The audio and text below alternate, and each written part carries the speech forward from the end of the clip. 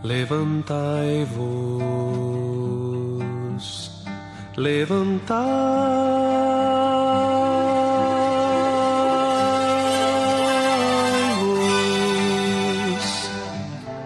bendizei ao Senhor vosso Deus, de eternidade em eternidade.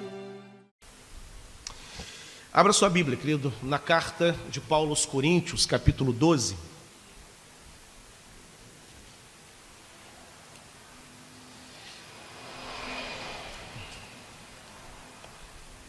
Carta de Paulo aos Coríntios, capítulo 12.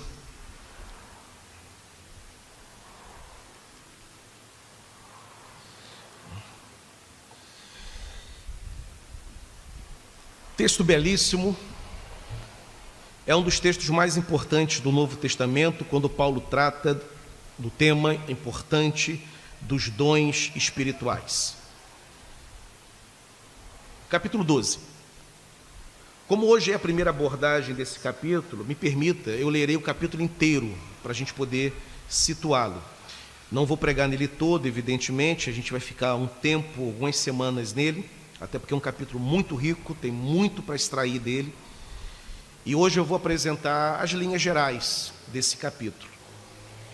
Diz assim: a respeito dos dons espirituais, não quero, irmãos, que sejais ignorantes. Sabeis que, outrora, quando éreis gentios, deixáveis conduzir-vos aos ídolos mudos, segundo éreis guiados. Por isso vos faço compreender que ninguém que fala pelo Espírito de Deus afirma anátema Jesus. Por outro lado, ninguém pode dizer Senhor Jesus, senão pelo Espírito Santo. Ora, os dons são diversos, mas o Espírito é o mesmo. E também há diversidade nos serviços, mas o Senhor é o mesmo. E há diversidade nas realizações, mas o mesmo Deus é quem opera tudo em todos. A manifestação do Espírito é concedida a cada um visando um fim proveitoso, porque a um é dada, mediante o Espírito, a palavra da sabedoria, e a outro, segundo o mesmo Espírito, a palavra do conhecimento, a outro, no mesmo Espírito, a fé, e a outro, no mesmo Espírito, dons de curar, a outro, operações de milagres, a outro, profecia, a outro, discernimento de espíritos, a um, variedade de línguas, e a outro, capacidade para interpretá-las. Mas um só e o mesmo Espírito realiza todas estas coisas, distribuindo-as como lhe apraz a cada um individualmente. Porque assim como o corpo é um, e tem muitos membros, e todos os membros, sendo muitos, constituem um só corpo, assim também com respeito a Cristo. Pois em um só Espírito todos nós fomos batizados em um corpo, quer judeus, quer gregos, quer escravos, quer livres. E a todos nós foi dado beber de um só Espírito. Porque também o corpo não é um só membro, mas muitos. Se disser o pé, porque não sou mão, eu não sou do corpo, nem por isso deixa de ser do corpo. Se o ouvido disser, porque não sou olho, não sou do corpo, nem por isso deixa de o ser. Se todo o corpo for olho, onde estaria o ouvido? Se todo fosse ouvido, onde o olfato? Mas Deus dispôs os membros, colocando cada um deles no corpo como lhe aprouve. Se todos, porém, fosse um só membro, onde estaria o corpo? O certo é que há muitos membros, mas um só corpo. Não podem os olhos dizer à mão, não precisamos de ti, nem ainda a cabeça aos pés, não preciso de vós. Pelo contrário, os membros do corpo que parecem ser mais fracos são necessários, e os que nos parecem menos dignos no corpo, a estes damos maior honra. Também os que em nós não são decorosos, revestimos de especial honra, mas os nossos membros nobres não têm necessidade disso. Contudo, Deus coordenou o corpo, concedendo muito mais honra àquilo que menos tinha, para que não haja divisão no corpo, pelo contrário, cooperem os membros com igual cuidado em favor uns dos outros, de maneira que, se um membro sofre, todos sofrem com ele, e se um deles é honrado, com ele todos se regozijam. Ora, vós sois corpo de Cristo, e individualmente membros desse corpo. A uns estabeleceu Deus na igreja, primeiramente apóstolos, em segundo lugar profetas, em terceiro lugar mestres, depois operadores de milagres, depois dons de curar, socorros, governos, variedade de línguas. Porventura, são todos apóstolos? Ou todos são profetas? São todos mestres? São todos operadores de milagres? Têm todos dons de curar? Falam todos em outras línguas? Interpretam-na todas? Entretanto, procurai com zelo os melhores dons, e eu passo a mostrar-vos ainda um caminho sobremodo excelente. Deus abençoe a leitura e também a meditação da sua palavra.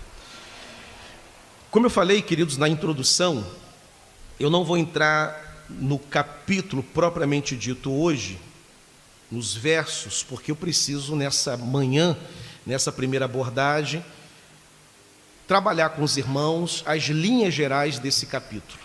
O que estava acontecendo, por que esse capítulo foi escrito, quais eram os problemas enfrentados na igreja de Corinto, qual foi a intenção de Paulo, o que foi que motivou Paulo a escrever esse capítulo. Nós já sabemos a essa altura que Paulo está respondendo perguntas que membros da igreja, ou pelo menos de uma família específica da igreja, estava fazendo.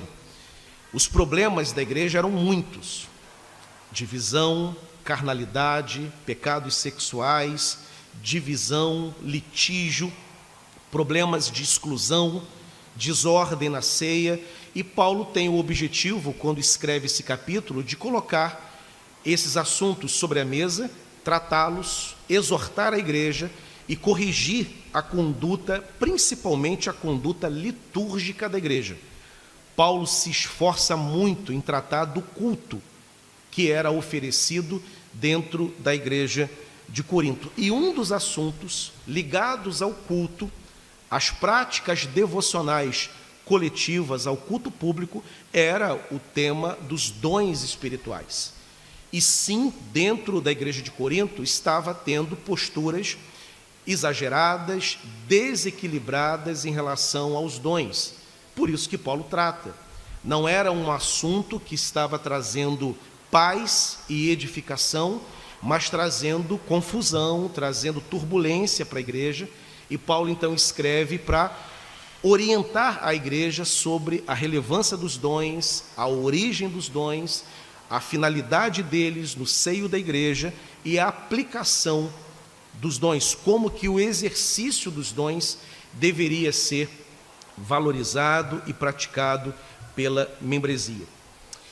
O que a gente pode, nessas linhas gerais, enxergar no tratamento que Paulo dá ao tema dos dons espirituais?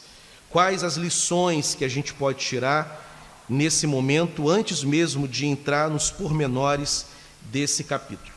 Eu queria separar com os irmãos 6 abordagens que estão claras no tratamento do tema, quando Paulo separa os dons espirituais para tratar. Primeiramente, lembrar aos irmãos que o que estava acontecendo em termos de desordem, em termos de problema dentro da igreja de Corinto, tinha a ver com determinados exageros.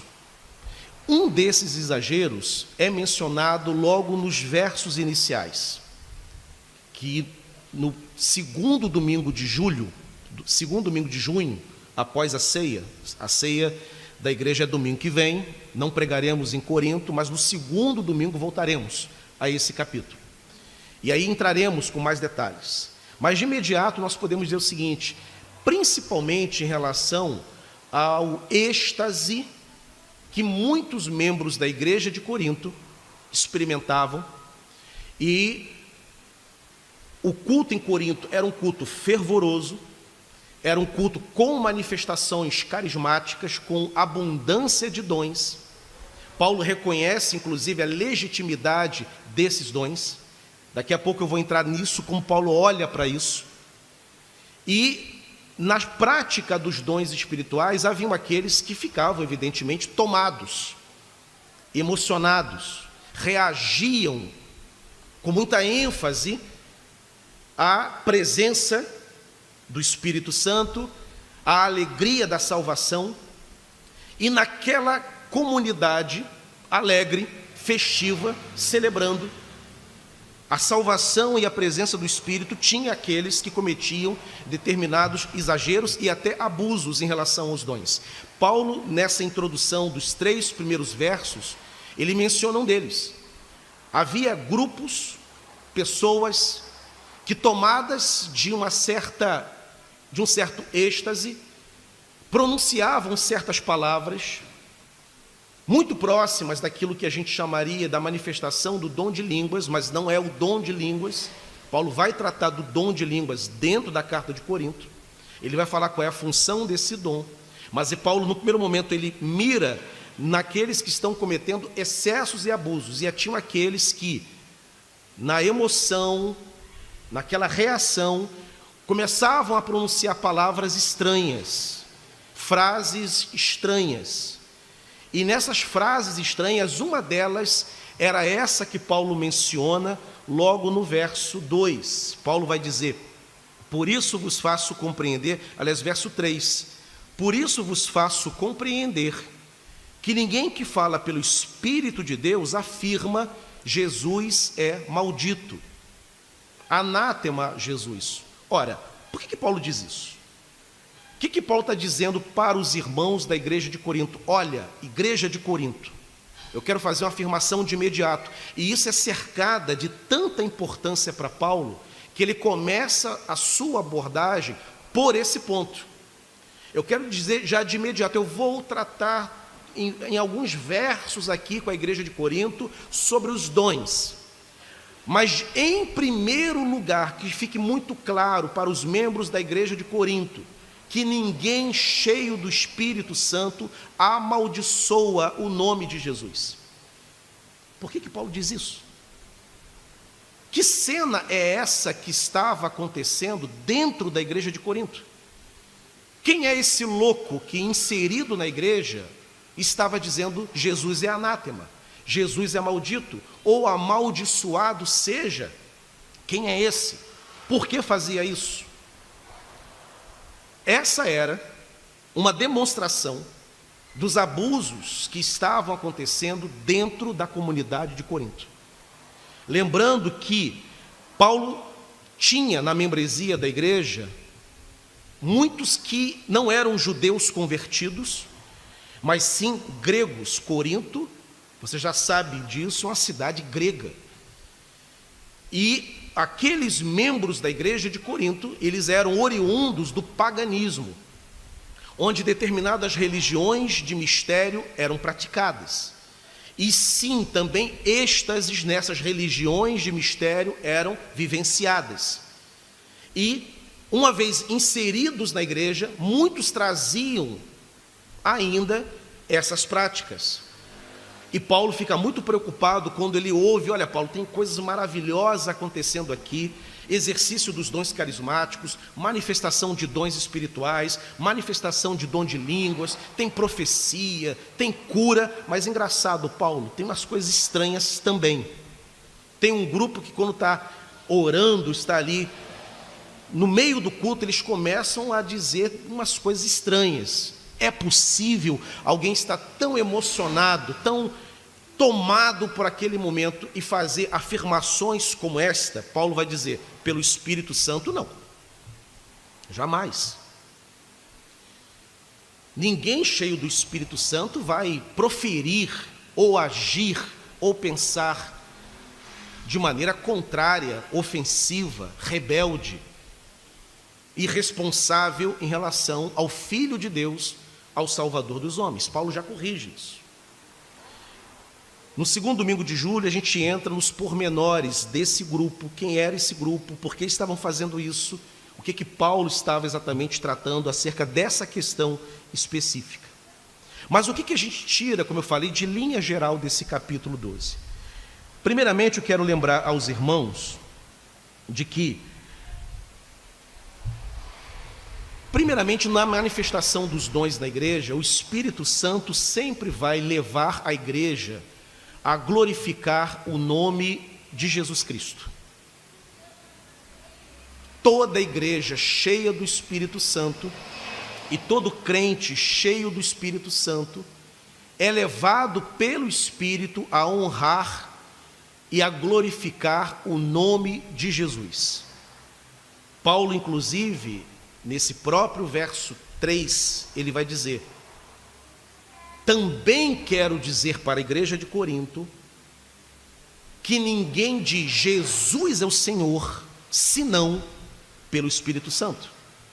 Se é verdade que ninguém amaldiçoa o nome de Jesus pelo Espírito, também é verdade, muito mais verdade, de que ninguém glorifica e honra Jesus, senão pelo Espírito Santo.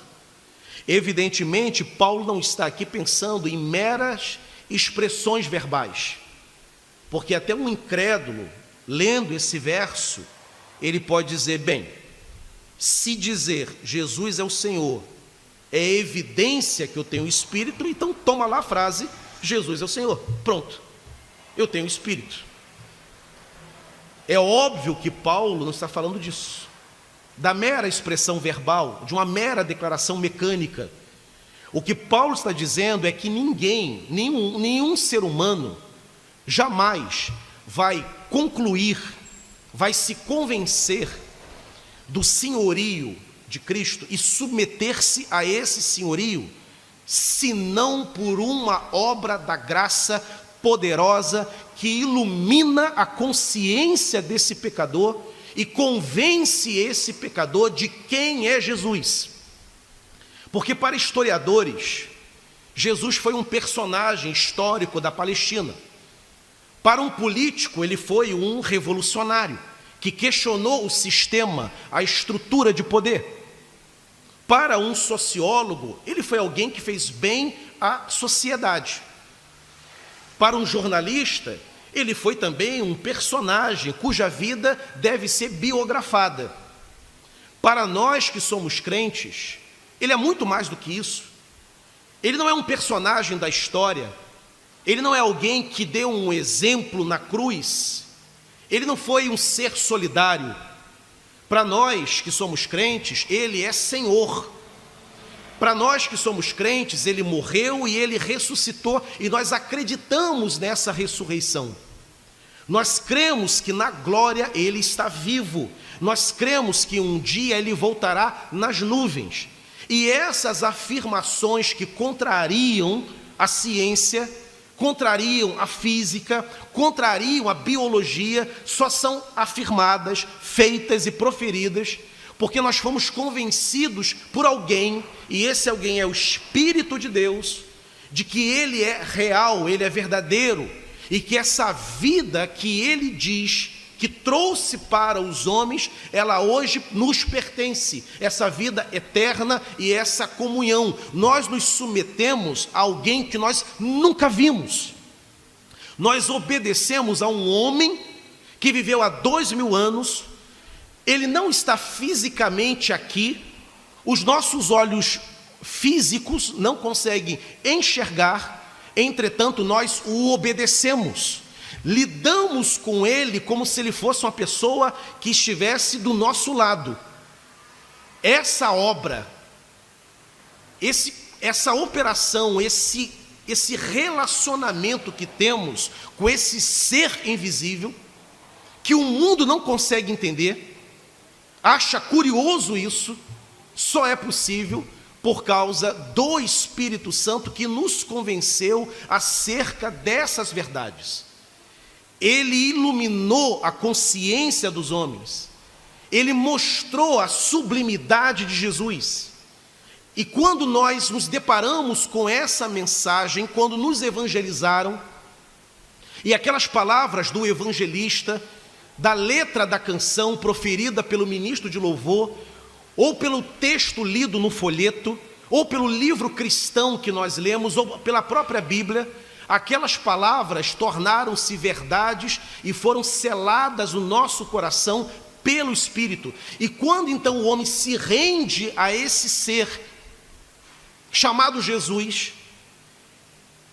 esta confissão, esta declaração e esta entrega da vida só é possível por obra do Espírito Santo. É isto que Paulo está dizendo. Ninguém jamais dirá Jesus é o Senhor, senão por obra e operação do Espírito Santo. É o maior ministério que o Espírito Santo tem, é glorificar a Jesus. É Ele que mostra. Jesus havia dito que Ele, quando voltasse para o Pai, não deixaria os seus discípulos órfãos, mas Ele rogaria ao Pai, e o Pai enviaria um companheiro, alguém que se encarregaria de dar continuidade à obra, não à obra da redenção, porque ela foi executada plenamente na cruz, mas agora a aplicação da obra realizada na cruz é feita pelo Espírito Santo, pois é o papel dele. Na economia da Trindade, o Pai projeta a salvação, planeja a salvação. O Filho de Deus pega esse projeto de redenção desenhado pelo Pai e ele tira do papel. E ele executa na cruz esse plano. E uma vez executada essa redenção, vem agora o Espírito e aplica essa redenção no coração dos pecadores, convencendo os pecadores do pecado, da justiça e do juízo. E aí homens normais como eu e você, que tínhamos até uma reverência por Deus, um respeito por Deus, a maioria de nós não precisou se converter para ter reverência por Deus. Certamente um respeito cultural, familiar e até individual sincero você tinha, um sentimento religioso de reverência, mas era isso. Agora não. Agora nos vemos como filhos de Deus, nós falamos com Deus, nós cremos que estamos salvos, nós cremos que aquilo que o seu Filho fez na cruz me salvou, nós cremos em perdão de pecados. Tudo isso por obra, operação, papel e abordagem do Espírito Santo. É isso que Paulo está dizendo. Ninguém jamais dirá Jesus vive, Jesus reina, Jesus é o meu Senhor, se não for por intermédio e instrumentalidade do Espírito Santo. De forma que eu e você, meu irmão, somos privilegiados.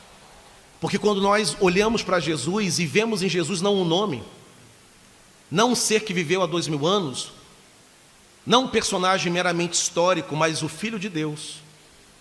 Isso aconteceu porque o Espírito Santo nos visitou e selou essas verdades no nosso coração.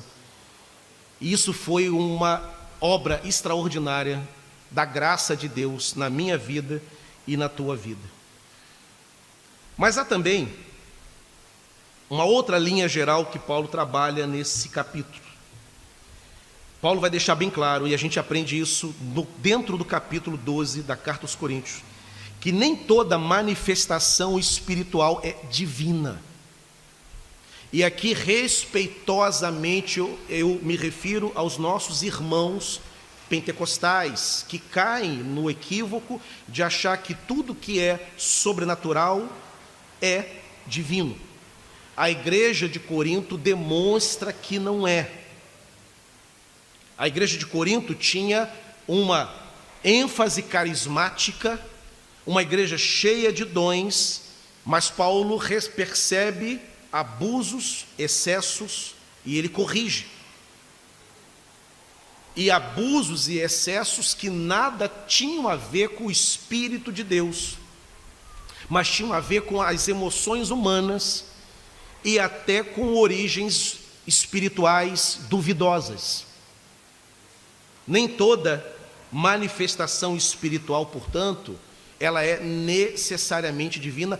Por isso Paulo vai falar, quando ele vai mencionar os dons espirituais, ele vai falar do dom de discernimento de espírito. Ora, por que precisa a igreja ter dom de discernimento de espírito? Precisa ter dom de discernimento de espírito, porque nem todo espírito que operante na igreja é o Espírito de Deus. A origem pode ser duvidosa, um acontecimento pode ter uma causa duvidosa, e esse dom precisa ser praticado.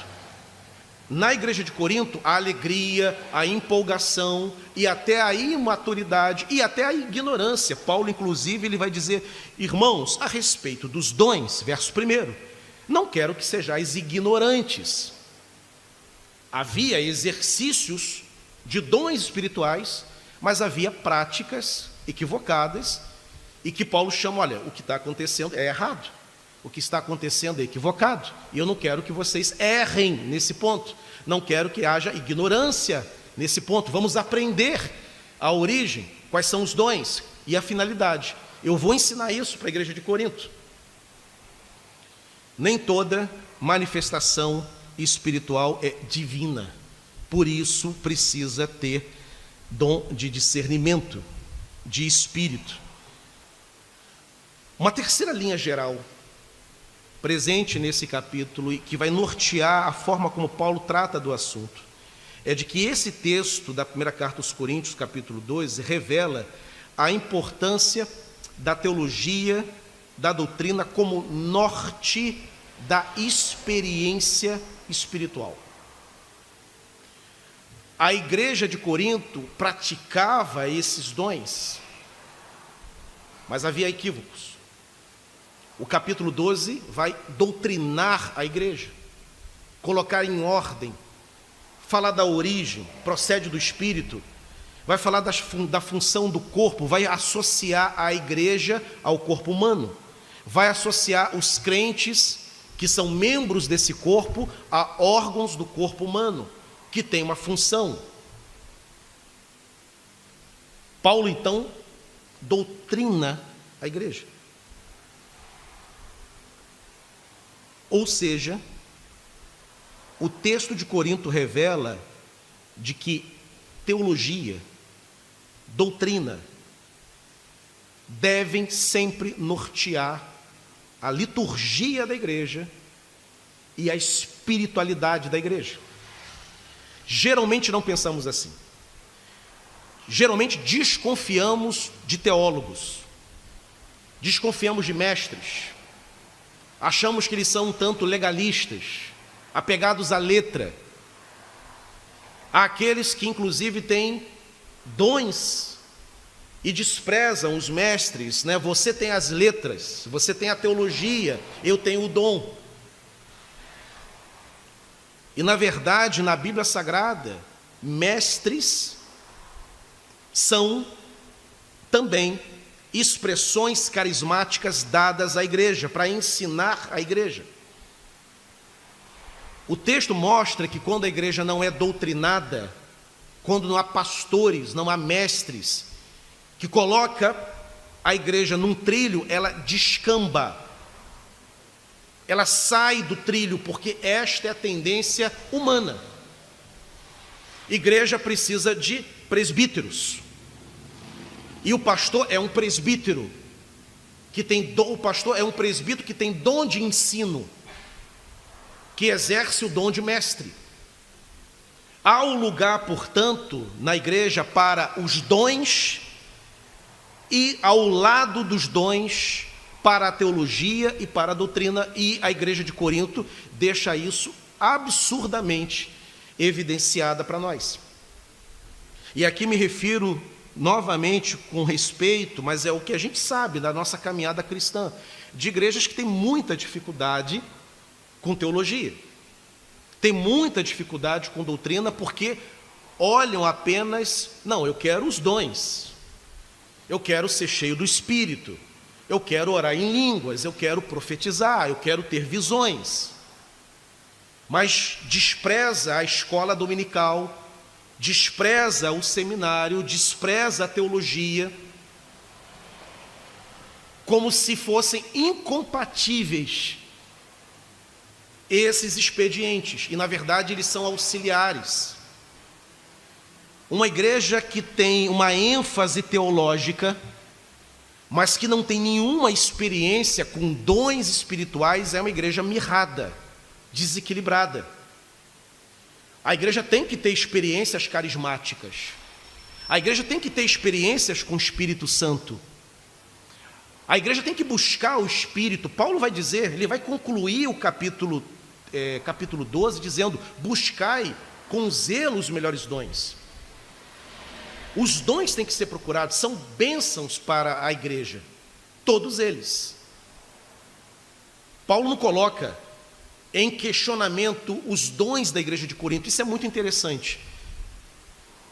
Ele valoriza o que estava acontecendo, em nenhum momento ele fala: isso que está acontecendo aí não é nada de Deus, isso que está acontecendo é pura fantasia de vocês, isso aí não é do Espírito em nenhum momento. Ao contrário, Paulo diz: olha, o Espírito é o mesmo, é Ele quem dá o dom de línguas, é Ele quem dá o dom de discernimento, é Ele quem dá a palavra da sabedoria, é o Espírito quem dá a palavra do conhecimento, é Ele quem faz, é Ele quem levanta operadores de milagres.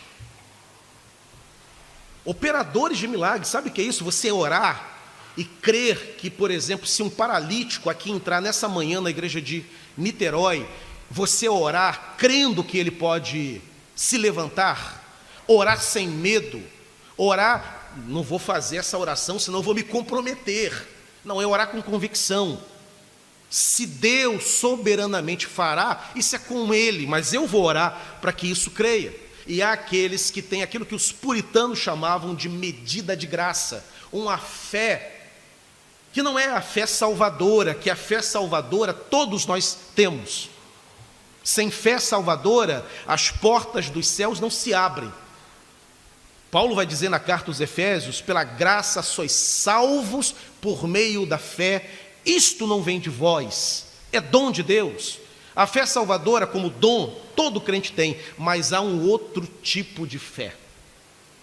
Aquela fé que os evangelistas têm, a fé dos missionários, a fé como, por exemplo, Ronaldo Lidório, teólogo presbiteriano, que foi missionário entre os cocombas, lá na África, e o Ronaldo Lidório, que é pastor, teólogo e doutor em antropologia, um homem da academia, doutor em antropologia, e é um homem de oração, é um pastor. Foi missionário entre os cocombas, e uma vez na tribo dos cocombas, 1000 homens ficaram endemoniados ao mesmo tempo. E ele chamando os obreiros com ele para enfrentar aquela horda de demônios. E todos ficaram libertos. E um trabalho belíssimo está lá até hoje nos cocombas sendo realizado. É a fé dos operadores de milagres. Paulo, portanto, ele reconhece, mas Paulo coloca essa prática carismática na linha da teologia. Ele vai dizer como que esses dons têm que serem operados.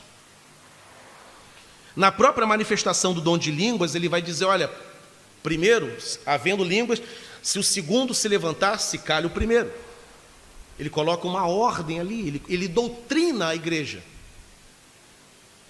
Portanto, na linha geral desse capítulo, fica evidenciado de que a doutrina tem que nortear a prática da igreja. Não é a experiência que norteia a teologia da igreja. Não é a experiência coletiva que norteia o púlpito da igreja. É o contrário. O ministro, atrás do púlpito, com a Bíblia aberta, ele é ministro de Deus e ele norteará a igreja. E a igreja será doutrinada. E Deus se alegrará. E a igreja vivenciará as experiências que Deus deseja que essa igreja seja mergulhada. Portanto, a teologia conduz a experiência e não o contrário.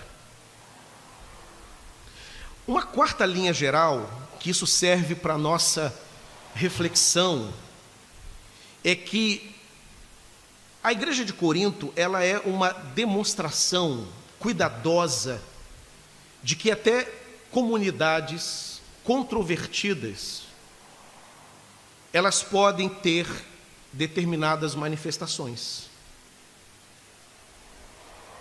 A essa altura, com mais de 2 anos trabalhando nessa carta, a gente já sabe dos partidos que havia dentro da igreja de Corinto. Já sabemos do grupo de Paulo, do grupo de Apolo.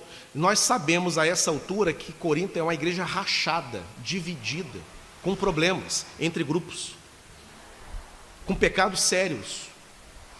Passamos por esses pecados, incesto, praticado por um membro da igreja, homens que dormiam com prostitutas, já tratamos disso, irmãos que iam para a praça pública, processavam uns aos outros, escandalizando e arranhando a imagem pública da igreja na sociedade de Corinto. Entretanto, tinha dons.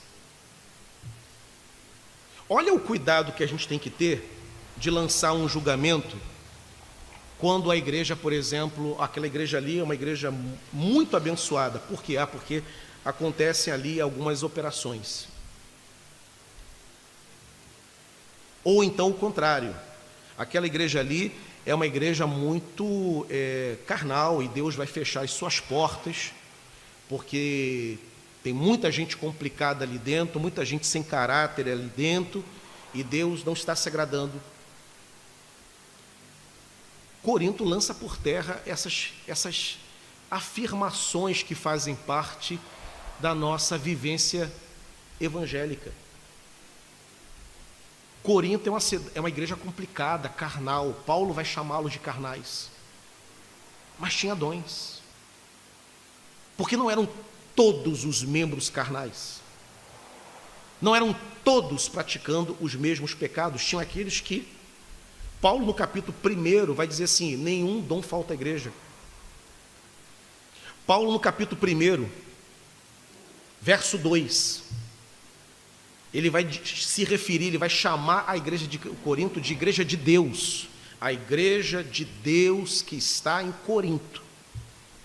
Em nenhum momento, as divisões, os pecados, os abusos com dons espirituais, levou ao apóstolo Paulo a questionar a veracidade das conversões de muitos daqueles irmãos. Nós somos muito rápidos em querer qualificar a vida espiritual dos outros. Em nenhum momento. Ao mesmo tempo, aquela comunidade em Corinto, mesmo com todos os problemas que ela vivia, tinha manifestações. O que fica sugerido, então, é cautela nos nossos julgamentos.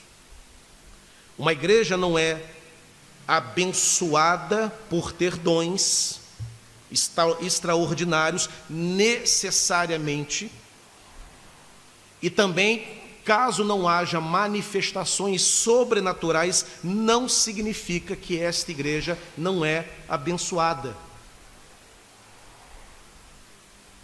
Corinto é um convincente recado que é dado à igreja contemporânea, porque nós somos muito julgadores. Se não há determinadas reações públicas, a gente diz, o culto não foi abençoado. A igreja tem, portanto, ali em Corinto, experiências com o Espírito, mas nem todas eram do Espírito. E Paulo vai tratar para ajudar a igreja a identificar o que é e o que não é. Os dons não são também, é uma quinta lição que nós tiramos, atestados absolutos de santidade. Nunca foram. Dons do Espírito Santo são ferramentas para exercício ministerial. O dom de pregar, por exemplo, é uma ferramenta que Deus dá a pastores. O dom de pregar não tem nenhuma relação com a santidade do pastor. O pastor pode ser muito bom de púlpito, e tem uma vida estranha, que os oficiais precisam exortá-lo de vez em quando.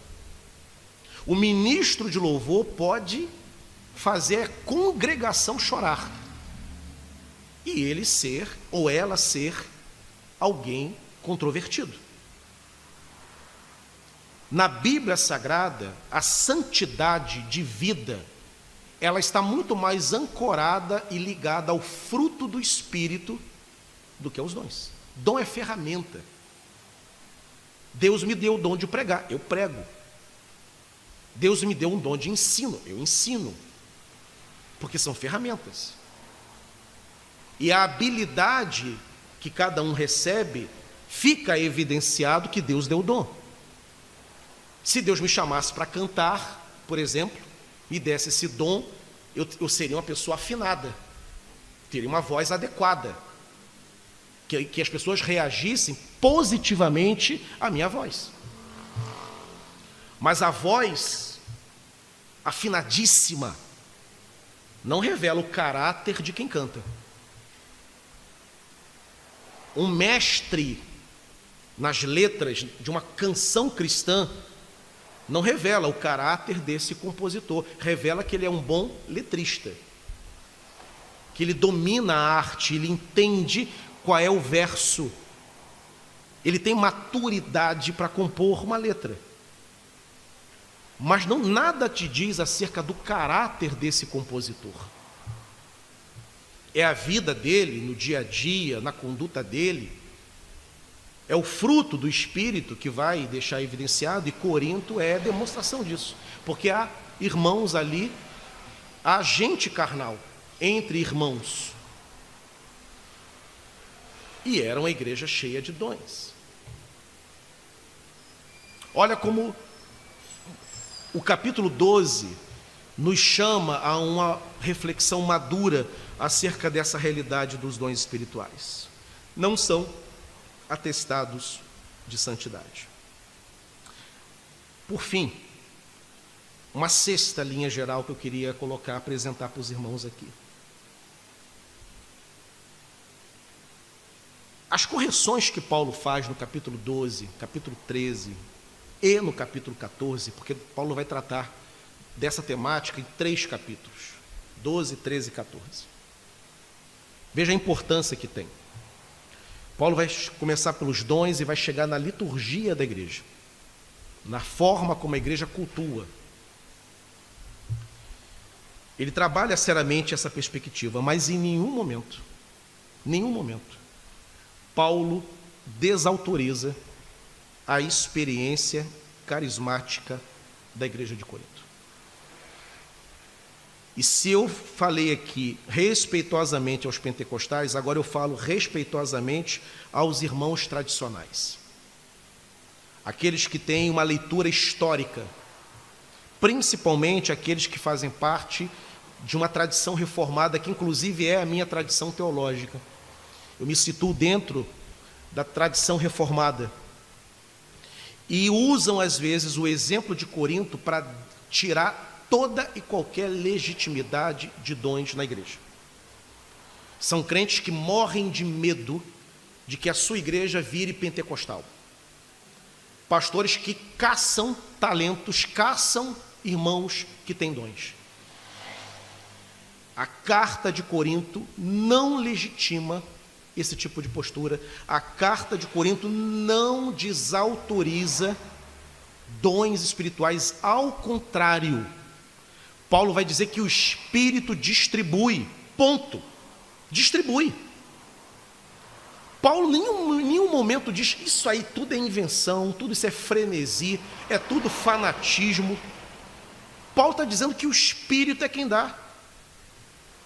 A carta de Corinto legitima os dons. A carta de Corinto ensina a buscar os dons espirituais. A carta de Corinto ensina que buscar dons não é privilégio de irmãos pentecostais. A carta de Corinto está ensinando que eu e você, membros de uma igreja histórica, tradicional, deve buscar os dons espirituais. Eu, como pastor, tenho que buscar os dons. Você tem que buscar o Espírito Santo para ser cheio de dons. Nós, históricos, temos que perder o medo dos dons espirituais. Nós temos que perder o medo de achar que buscar dom vai transformar a igreja numa igreja pentecostal, vai virar uma outra comunidade. Ao contrário. O capítulo 12 é uma demonstração, uma prova teológica de que os dons são do Espírito, que devem ser buscados. Agora, buscados corretamente. E há uma correção. Paulo não deixa a ponta frouxa, ele incentiva, mas ele corrige. Ele é alguém maduro. Ele não é alguém infantil, tomado de emoção, chamando tudo de Espírito Santo. Algum assunto ele vai dizer, não é de Deus. Se tem gente aí tomado em línguas estranhas e na hora de proferir os seus versos diz Jesus é anátema, isso aí não é de Deus.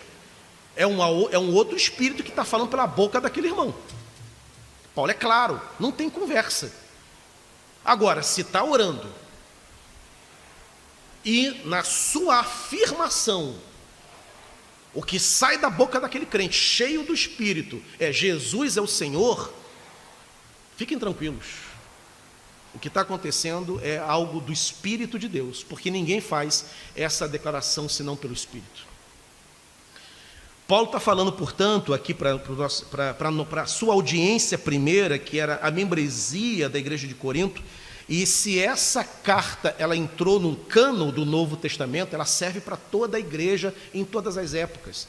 Sabe o que significa? Que isso serve para você, hoje. Para você ir para casa, pensar isso aqui, eu tenho um espírito, o espírito dá dons, cadê o meu dom? É claro que a lista de Corinto não é a única lista de dons, Romanos tem outra lista de dons, Efésios tem outra lista de dons, às vezes o seu dom não está aqui em Corinto, mas está na lista de Efésios, está na lista de Romanos. Mas não tem só a lista de Efésios, não tem só a lista de Romanos, tem a lista de Corinto também, porque nós reformados, não precisa, né? Tem lá Efésios tem lá o dom de mestre, dom de pastor, busque esse dom, é verdade, busque esse dom, mas tem também aqui operadores de milagres, não tem? Está escrito aqui em Corinto, cadê os operadores de milagres? E operação de milagres, implicada está, inclusive, expulsão de demônios. Por que as igrejas históricas não expulsam demônios? Por que os crentes tradicionais morrem de medo de gente endemoniada? A gente chama o irmão pentecostal. A gente enquadra, implica, às vezes até zomba, dos pentecostais. Mas quando lá no condomínio cai alguém endemoniado, é o irmãozinho pentecostal que é chamado. O pastor com a sua imensa biblioteca às vezes não vai encarar. O presbítero, dono da igreja, não vai encarar. É o irmãozinho que sobe no monte. Mas capítulo 12 de Corinto fala de operadores de milagres. Capítulo 12 de Corinto fala de discernimento. Então tem milagres. Então tem dons. Onde estão? Paulo fala de línguas. Onde estão? Paulo fala da interpretação das línguas. Onde está? Isso tem que ser enfrentado. Isso tem que ser encarado. A postura, irmãos, equilibrada de uma igreja é uma igreja que busca o Espírito, que tem dons, que recebe dons, mas que é uma igreja também que ama a palavra. A gente tem esse exemplo maravilhoso na igreja de Jerusalém, primitiva, né? A igreja que perseverava na doutrina, perseverava na comunhão, perseverava no partir do pão, perseverava nas orações, fazia a caridade, caía na graça do povo e os apóstolos faziam os milagres. Tinha milagre. Nós temos que orar por milagres, temos que orar por curas. Isso não transforma você num pentecostal, não, fica tranquilo. Nós temos que crer que Deus pode sim fazer coisas maravilhosas. Eu lembro de um irmão, eu conto isso brincando, Não lembro de ter contado aqui, e hoje em dia tem que tomar cuidado, né, com relatos por causa da internet, né? Está tudo sendo gravado, indo ao vivo. Mas eu estava numa certa igreja uma vez, pregando, e no final do culto, um irmão falou assim para mim, esse irmão já está na glória, ô pastor, tudo bem, tal, eu vou, domingo que vem, eu vou visitar tal igreja, né? Tal igreja em tal lugar. E eu, por quê? Não, porque meu irmão está com câncer, e está vindo aqui o apóstolo fulano de tal, e vai ter uma concentração lá, eu vou levar meu irmão para lá, que eu quero que o irmão seja curado. Eu falei, por que você não traz para cá, para a igreja aqui? Quem cura é quem? Aí, não, pastor, mas lá é mais garantido, né? Lá é mais garantido, aqui é um negócio meio curioso, mas me permitam, irmãos, tem uma certa lógica. A gente não ora por essas coisas, a gente tem medo de orar. Me permita contar o exemplo, que alguns aqui, até já cansei com esse exemplo, que a igreja, à medida que vai ouvindo o pastor, tem histórias que se repetem, né? Então alguns já conhecem, outros que estão chegando agora na igreja não, né? Tem até visitante aqui nessa manhã. Eu estava numa reunião uma vez, em que um rapaz com câncer pediu oração, e como é da nossa denominação, posso falar, né? Era a reunião da confraternização dos homens, era a confraternização dos homens congregacionais na sede da nossa denominação. A confraternização dos homens congregacionais do Brasil.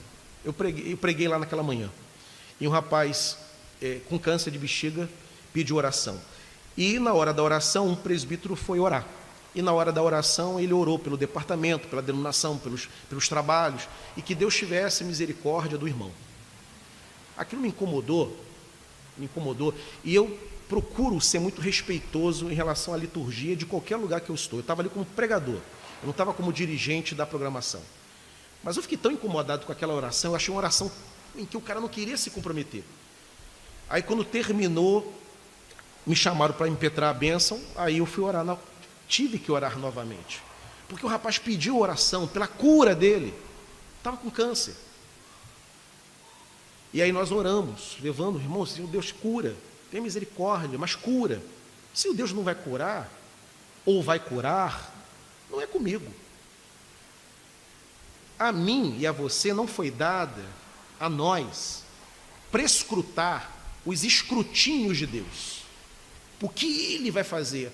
A sua vontade secreta não cabe tentar sondar isso. A nossa parte é pedir. É o que Ele, o Senhor, nos ensinou. Peça. Peça com fé, peça em meu nome. Se o Senhor vai fazer, é uma outra coisa. Mas nós precisamos, como igreja, e eu vou dizer uma coisa para os irmãos, a gente precisa de milagres de vez em quando, irmãos. Injeta uma fé na gente. De vez em quando a gente precisa de alguns dramas para que a gente volte a orar. E me permita carinhosamente dizer isso, como teve gente orando, como há muito tempo não se orava com o drama da nossa irmã Adriana Pimenta. Gente chorando mesmo, depoimentos de gente que ali, com receios de que ela fosse embora, colocando a vida dela. O que aconteceu ali foi o quê? Foi só bênção, Deus abençoando os recursos da medicina, que é dom de Deus? Ou foi uma obra da graça? Como tem irmãos que estão saindo dessa experiência avivados na sua experiência de oração.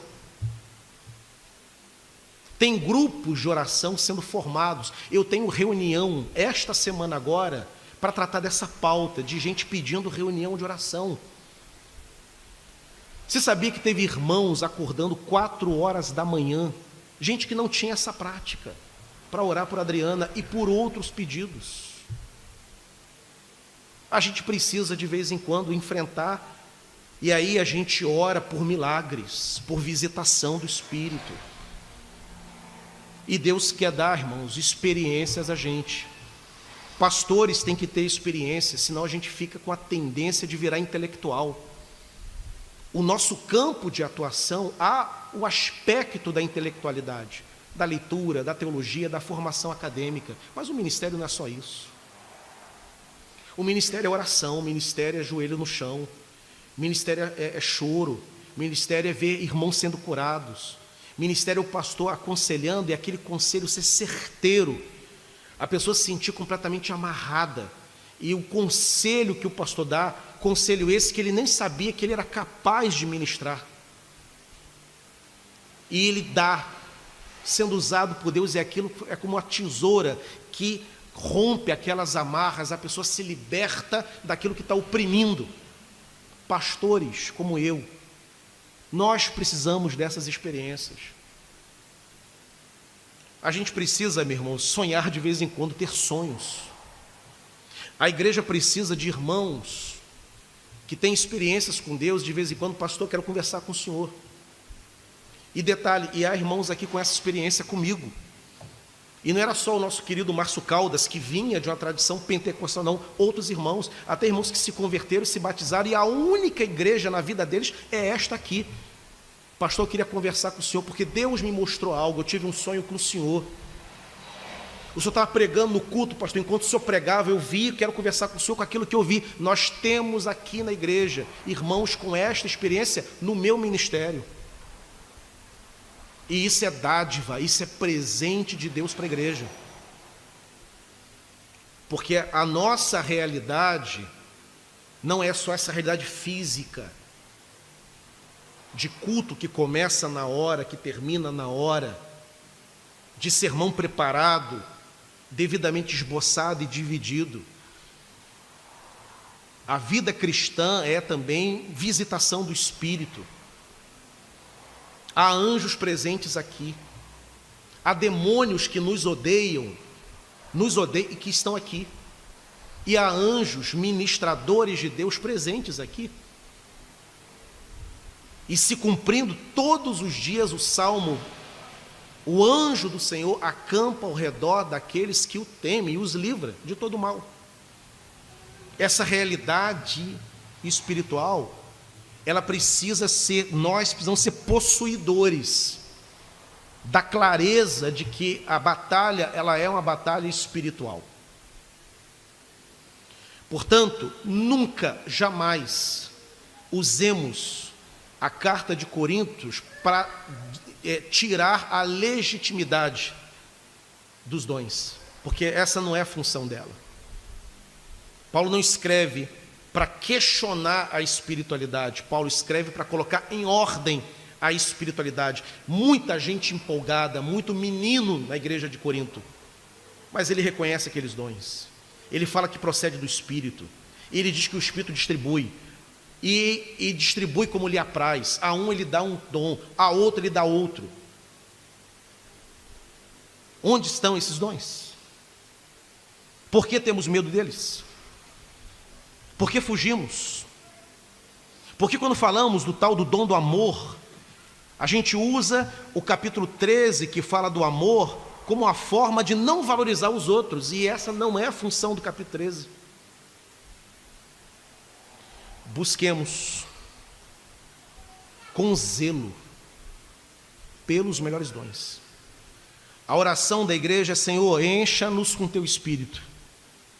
Nos dê, Senhor, experiências com o Senhor, mas nos dê também temor e sabedoria para usar os dons e aplicá-los corretamente para o fim proposto, que é a glória do teu nome e a edificação da igreja. Essa tem que ser a nossa oração. Eu quero, irmãos, como pastor da igreja, uma igreja carismática no sentido bíblico, cheia dos dons, e uma igreja cheia da palavra, porque esse é o equilíbrio que a Escritura apresenta para cada um de nós. Que Deus nos dê mais e mais porções redobradas do seu Espírito, em nome de Jesus. Bendito seja o nome da tua glória.